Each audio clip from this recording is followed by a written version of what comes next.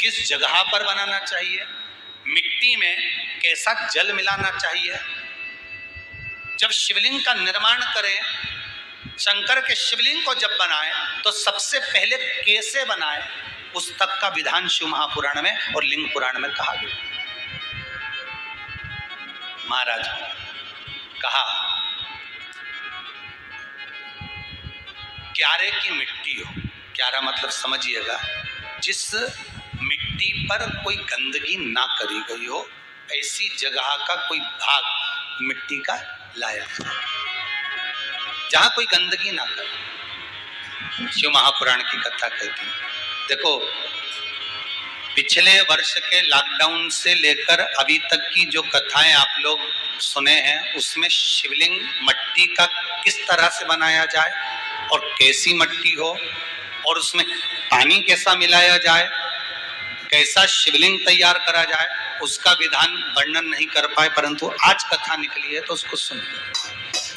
क्यारे की मिट्टी, क्यारे की मिट्टी मतलब जिस मिट्टी पर कोई गंदगी ना करी गई हो, ऐसी जगह की मिट्टी को लेकर जाए और मिट्टी को लाने के बाद थोड़ा पानी का सींचन कर दें, अर्थात घर में लाएं तो उससे पहले मिट्टी को पवित्र करें। अपने घर में गंगा जल रखा हो, यमुना जल रखा हो, सरयू जी का जल रखा हो, उससे मिट्टी का सींचन कर दें।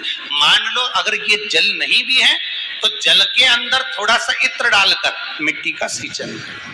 अगर इत्र भी नहीं है तो जल के अंदर थोड़ा सा दूध डालकर मिट्टी का सींचन करें। दूध भी नहीं है तो एक बेलपत्री जल के अंदर डालकर उस पानी का सींचन करें। बेलपत्र भी नहीं है, पीपल का पत्ता डालकर उसका सींचन कर दे। पर मिट्टी पर घर में लाते से ही, ये नहीं कि मिट्टी आज लाए और तुमको शिवलिंग कल बनाना है, तो मिट्टी अगर एक दिन पहले लाए हो, 2 दिन पहले लाए हो, 4 दिन पहले लाए हो, तो उसी दिन जल का सींचन होना चाहिए। ये नहीं कि जिस दिन बनाएंगे उस दिन सींचन हो। मिट्टी पर पानी का छींटा, सींचन भले ज्यादा मत डालो, पर छींटा तो उस दिन लगा देना चाहिए जिस दिन घर में मिट्टी लेकर आए हो, जिस दिन लेकर। फिर भले तुम शिवलिंग 15 दिन बाद बनाओ, 8 दिन बाद बनाओ, 10 दिन बाद बनाओ, 3 दिन बाद बनाओ, और उस समय पर मिट्टी का सींचन उस समय हो जाना चाहिए।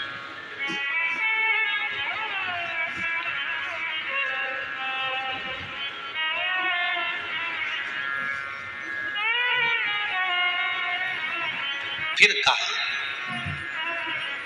जिस दिन शिवलिंग का निर्माण करो उस दिन प्रातः में अगर आप शिवलिंग बना रहे हैं तो ब्रह्म मुहूर्त में मिट्टी को गला दो।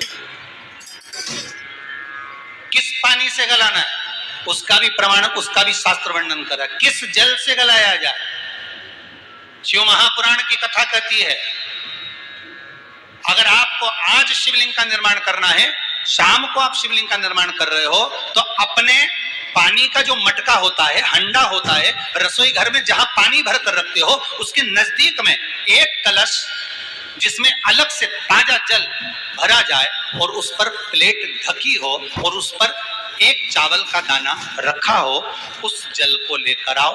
थोड़ी देर रखा रहे, आधा घंटा, 2 घंटा, 3 घंटा, 15 मिनट, 20 मिनट, पर वो पानी वहां रखा होना चाहिए। रसोई घर में अन्नपूर्णा का निवास होता है, परिंदे के पास पितरों का निवास होता है। अन्नपूर्णा, पित्र सब रसोई घर के भीतर विराजमान होते हैं। शास्त्र कहता है 33 कोटि देवता एक समय के लिए, एक क्षण के लिए हमारे रसोई घर में प्रवेश करते हैं। इसलिए रसोई घर को तुम पूरे घर को स्वच्छ रखो ना रखो, पूरे घर को तुम साफ रखो ना रखो, पर रसोई घर एकदम क्लीन होना चाहिए, साफ होना चाहिए, स्वच्छ होना चाहिए। आज के जमाने में तो खैर गया, पर पहले जब मट्टी के चूल्हे होते थे, जब चूल्हा बंद होता था तो उसको गीला कर कर, गोबर को या पानी में उसको गीला कर कर, एक कपड़े को गीला कर कर पूरे चौके को, रसोई घर को पोंछा जाता था। मिट्टी का होता था वो, तो भी उसको पोता लगाते थे, पोंछते थे।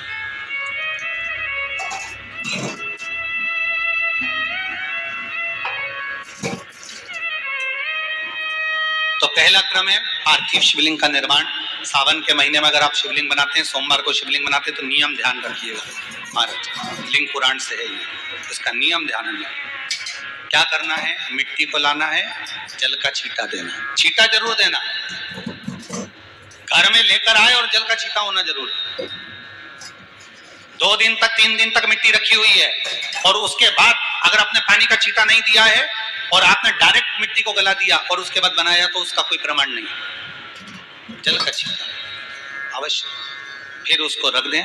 15 दिन बाद बनाओ, 4 दिन बाद बनाओ, 3 दिन बाद बनाओ, 2 दिन बाद बनाओ। शिवलिंग जब बनाओ तब उस मिट्टी को, जो कलश आपने रसोई घर में रखा है चावल का दाना रखकर प्लेट के ऊपर, अर्थात उस कलश का जल उस मिट्टी में थोड़ा सा डालिए। क्यों डाला जाता है उसका भी भाव वर्णन किया है। अब भविष्य पुराण, स्कंद पुराण और अग्नि पुराण, इन तीनों से ले लिया गया।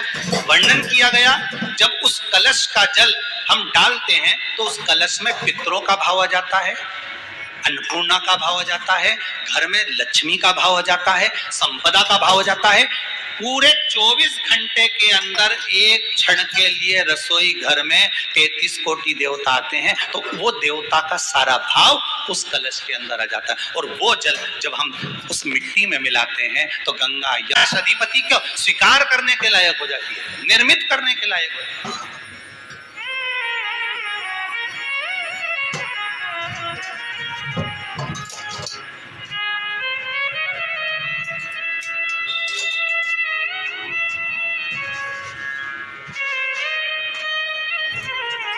शिवलिंग का निर्माण।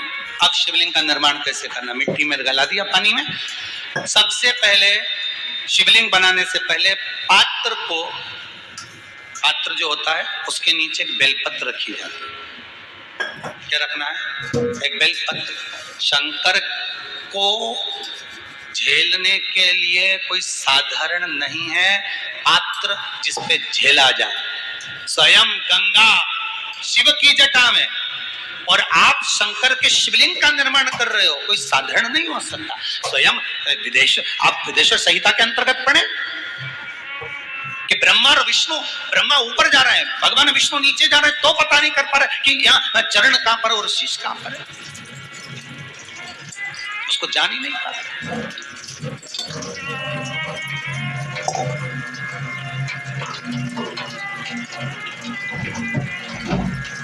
बस एक बेलपत्र, साधारण भाव, बेलपत्र भी सीधा भाव, और इस बेलपत्र की जो डंडी है वो उत्तर दिशा में रखना है थाली के अंतर्गत। जब आप शिवलिंग का निर्माण करें, के ऊपर जो गलाई हुई मिट्टी है वो डाल दी, और डालने के बाद सबसे पहले शिवलिंग का स्वरूप बना। सबसे पहले नीचे की जलाधारी नहीं बना, क्या बनाना है?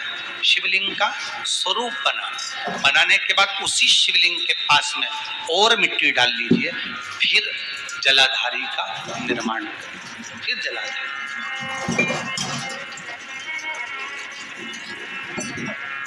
शिवलिंग जलाधारी निर्मित हो गई। शंकर जी का संपूर्ण परिवार शिवलिंग में रहता है, आपको पहले भी कहा। भगवान भूत अधिपति भूतेश्वर, भगवान शिव का संपूर्ण परिवार शिवलिंग में, पहले भी कथा में कहा, आज फिर आपको वर्णन कर देते हैं।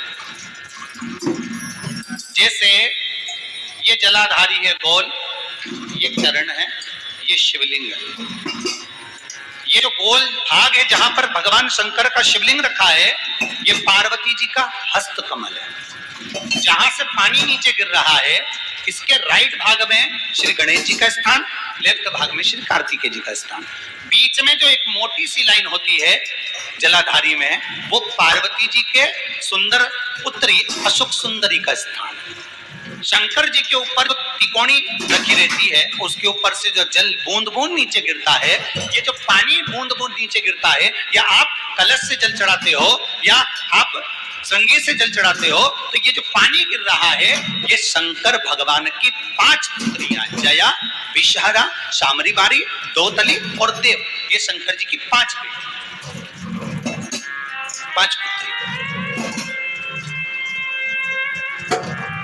कार्तिकेय भी है, गणेश भी है, अशोक सुंदरी भी है, शंकर जी की 5 बेटियां भी हैं, शंकर भी है और पार्वती भी। अर्थात शिव जी के परिवार में आपको गणेश जी की पूजन अलग करने जाने की जरूरत नहीं पड़ेगी, शंकर के परिवार में पार्वती जी की पूजन अलग करने जाने की जरूरत नहीं पड़ेगी, कार्तिकेय की पूजन अलग जाकर करने की जरूरत नहीं है। शंकर का परिवार शंकर के शिवलिंग के साथ में उस जलाधारी में संपूर्ण परिवार शंकर का विराजमान है, संपूर्ण परिवार, कुछ भी नहीं, संपूर्ण, और पूरा परिवार है महाराज। फिर वही बात आई, ध्यान दीजिएगा, जिस व्यक्ति को नींद ना आवे रात्रि को सोते समय टेबलेट खाने की जरूरत नहीं।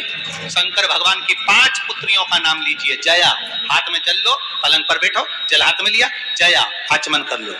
विषहरा आचमन कर लो। शामली बारी आचमन कर लो। दौतली आचमन कर लो। और देव आचमन कर लो। ये शंकर की जो 5 पुत्रियां हैं, ये ऐसी पुत्रियां हैं जो निंद्रा देवी को लेकर आती हैं और हमें विश्राम का आनंद सुख प्रदान करती हैं। हमारे नयनों पर विराजमान रहती। हाँ, यदि विवाह नहीं हो रहा, शादी नहीं हो रही है, बहुत समय से लगन देख रहे हो, शादी नहीं हो रही, बहुत समय से परेशान हो गए कि विवाह नहीं हो रहा, हम तो टेंशन में पड़ गए, लड़की 28 साल 30 साल का लड़का हो गया, विवाह नहीं हो रहा, कुछ मत करो। अष्टमी तिथि आए तो अशोक सुंदरी वाली जो जगह है वहां पर हल्दी की 7 बिंदियां लगा दो। लड़का लड़की का हाथ उस बिंदी पर रखवा दो, उसका नाम गोत्र बोलो, उसी हल्दी में उसके हाथ पीले करवा दो और पीपल के पेड़ पर उस हाथ के 5 छापे पड़वा दो। 3 महीने में विवाह पक्का हो जाता है महाराज।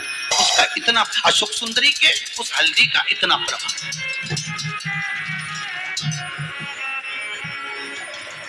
3 माह के अंतर्गत विवाह, इतना इतना प्रमाण है महाराज। भगवान शिव की आराधना का कोई साधारण फल है महाराज।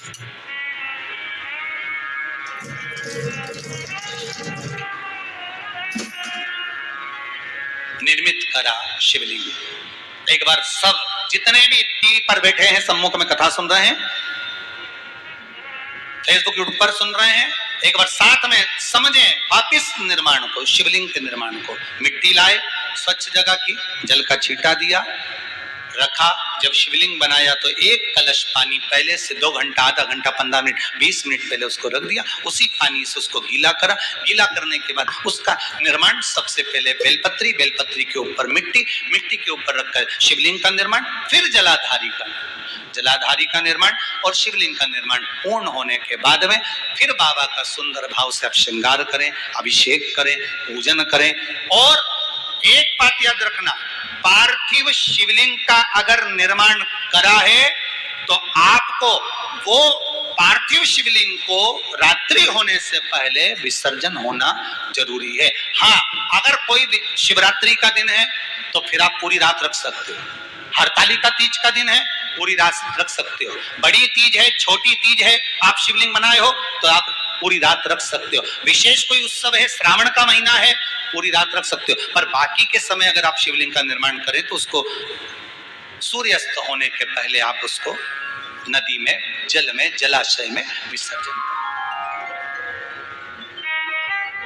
बहुत ध्यान दीजिएगा, विसर्जन करते समय जब आप विसर्जन करें, पानी में अपने पात्र को, शिवलिंग को जब छोड़ें, उस समय पर ध्यान दीजिएगा कि शिवलिंग की जो जल की धार है, जिसका उत्तर की ओर जो जल की धार होती है, विसर्जन करते समय वो जल की धार अर्थात वो उत्तर का भाग हमारी ओर होना चाहिए और थाली इस तरह से पकड़ें कि वो भाग हमको जब डालें तो वो भाग हमको दिखे, थोड़ा सा नजर आए पानी में डालते समय। और जब वो थोड़ा भाग दिखता रहे, और जिसलिए आपने शिवलिंग बनाया, जिस कामना से आपने शिवलिंग बनाया है, वो कामना उस भाग को पानी में देखते देखते बोल दीजिए, वो कामना पूर्ण हो जाती है। इसको कहते हैं पार्थिव शिवलिंग का निर्माण करना और उसकी आराधना करना। उसकी आराधना कई लोग करते हैं, बना भी लेते हैं, पूजन भी करते हैं, और कई बार कहते हैं हमारा काम नहीं, तो उसमें भगवान का दोष नहीं है, दोष अपना देखो।